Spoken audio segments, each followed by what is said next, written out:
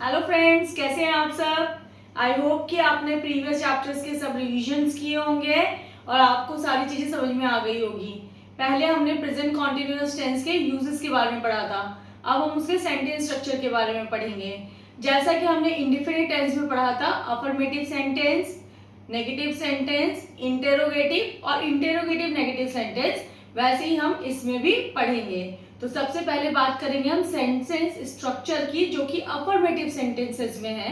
Affirmative sentences क्या होते हैं, तो मैंने पहले ही आपको बता दिया था कि अफर्मेटिव सेंटेंसेस जो होते हैं वो स्टेटमेंट काइंड ऑफ सेंटेंसेस होते हैं। तो अब उसके सेंटेंस स्ट्रक्चर की बात करेंगे प्रेजेंट कॉन्टिन्यूअस टेंस में।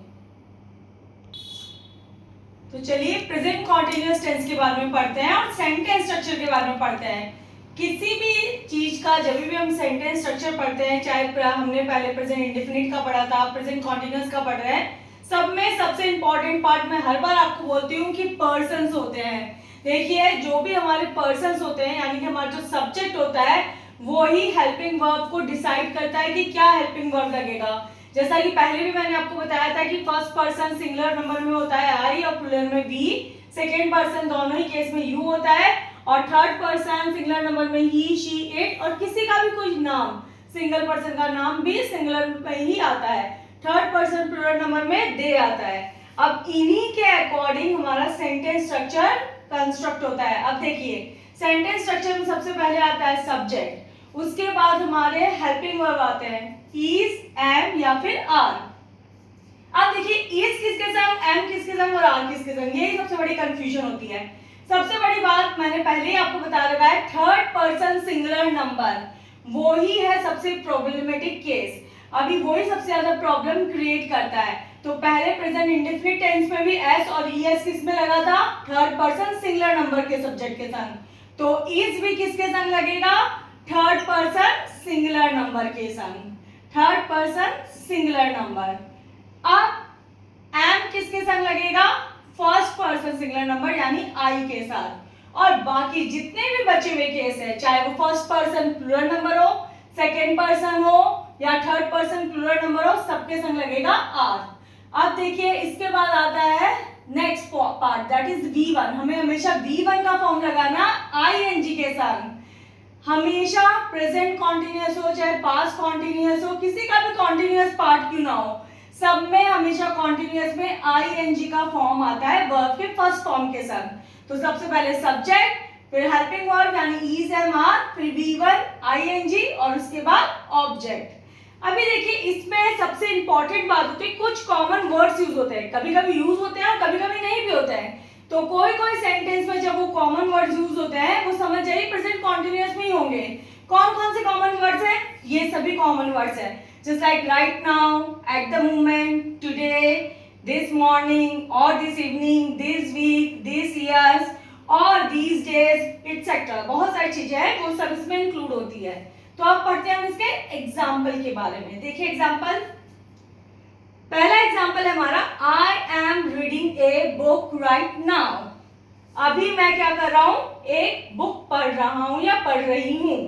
तो आई एम, आई जो कि है फर्स्ट पर्सन सिंगुलर नंबर, और मैंने पहले ही बताया था आई के संग हमेशा क्या लगेगा, एम लगेगा। फिर है V1 का फॉर्म दैट इज रीड, और उसके संग लगा है आईएनजी का फॉर्म, तो ये बन गया है रीडिंग, और ये हो गया है हमारा ऑब्जेक्ट, और ये कॉमन वर्ड है हमारा right now. I am reading a book right now. Next sentence देखिए, शी इज कुकिंग डिनर।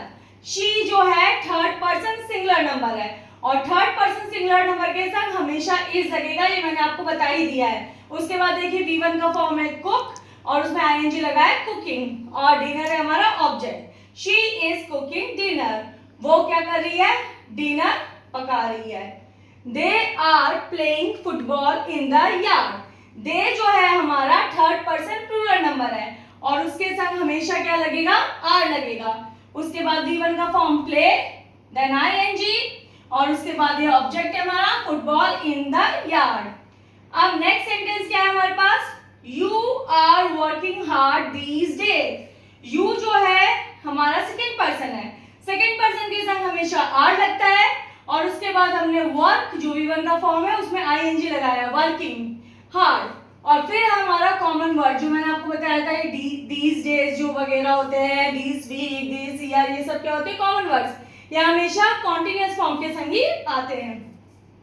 और लास्ट एग्जांपल है हमारा, tag is walking to school at the moment. Tag जो है थर्ड पर्सन सिंगुलर नंबर है, एक पर्सन का नाम है, तो उसके संग हमने क्या लगाया? इज। उसके बाद देखिए V1 वॉक, ING यानी वॉकिंग, टू द स्कूल, और ये कॉमन वर्ड जो मैंने आपको बताया था एट द मूवमेंट, जो प्रेजेंट कॉन्टिन्यूअस में हमेशा लगते हैं common words, that is at the movement.